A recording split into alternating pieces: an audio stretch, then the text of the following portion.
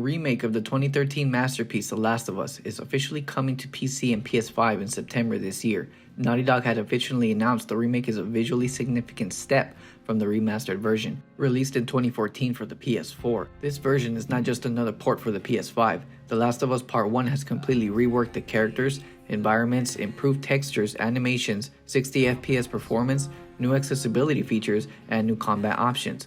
The enemy's AI was also renewed, making it like The Last of Us Part 2. No doubt it looks better than the previous versions of the games. It also means that the gameplay will feel slightly different. But the question remains, is the remake of The Last of Us worth $70? That is for you to decide. The new upgrades are great, modernizing it to the current gen, but the remake of The Last of Us made many fans question the new price schemes. The price is $70 for the standard, $80 for the digital deluxe, and $100 for the Firefly edition, which I am most interested in for collecting. If you're looking at this generation, it's no surprise to see this game launch at this price. This is very much in line with the other games coming to the PS5. The Last of Us, which launches for $70 at this price point, it just feels a bit off for me. Don't get me wrong, I like The Last of Us. I've owned the game multiple times since the PS3 release. But if we look at the price points for the remastered version, it was sold for $50 on the PS4, which was okay at the time. Seeing a PS3 game come to the PS4, it had everyone's curiosity. Now this just looks like Sony is stringing the franchise along because they know it will sell. It's becoming a quick cash grab, and that might ruin the franchise in the long run.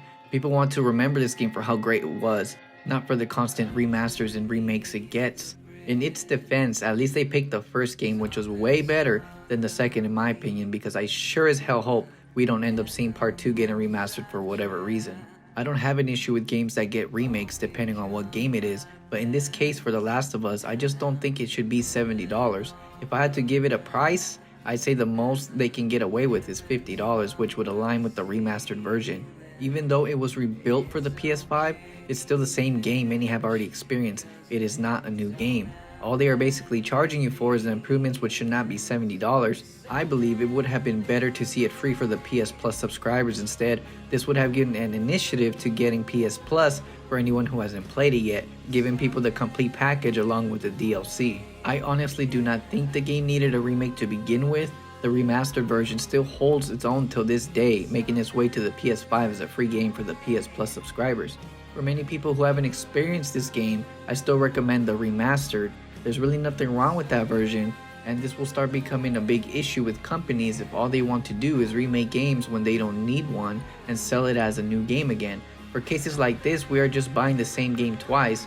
There are a few exceptions though, as we had seen other games getting remakes that rightfully deserved it, such as Final Fantasy VII, Resident Evil 2, 3, and now 4 releasing next year, Dead Space, and even Demon's Souls. All have not had any remasters or remakes since its initial release, making them different from the originals, and deserve to see the light of day again. In other words, there had been enough time that had passed since the original to justify a remake. At this rate, we can expect to see The Last of Us probably get another remaster or remake when the next PlayStation console comes out after this generation is over. It makes sense to see why they would also do this, seeing as the TV show will be making its release in the future, bringing in new potential people to the series and bringing in new players from the PC. This in the end opens a new market for Sony.